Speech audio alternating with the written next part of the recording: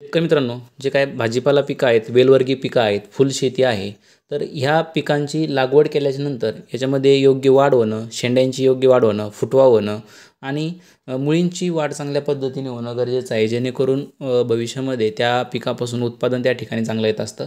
कारण सुरुवातीची जी वाढ आहे ती योग्यरित्या जर झाली तर तुम्हाला समोरील येणारे उत्पादन जे आहे ते अधिक त्या ठिकाणी येत असतं.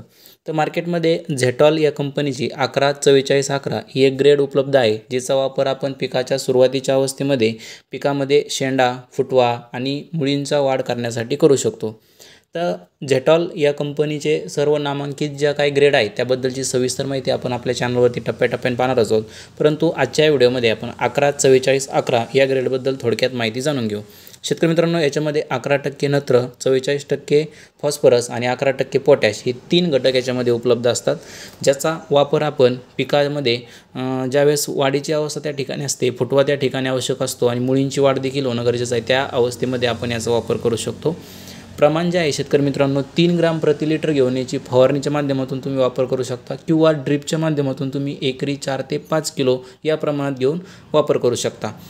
त्याचबरोबर या ग्रेडचा वापर ड्रेंचिंगसाठी देखील करू शकता. जी भाजीपाल्यामधली किंवा इतर पिकामधली आपण रोप लागवडीनंतर दुसरी त्या ठिकाणी आळवणी करत असतो किंवा ड्रेंचिंग करत असतो, त्या आळवणी किंवा ड्रेंचिंगमध्ये तुम्ही 114411 या ग्रेडचा वापर करू शकता. जबरदस्त रिझल्ट तुम्हाला पाहायला मिळतील. धन्यवाद. भेटूया नवीन व्हिडिओमध्ये नवीन माहितीसह.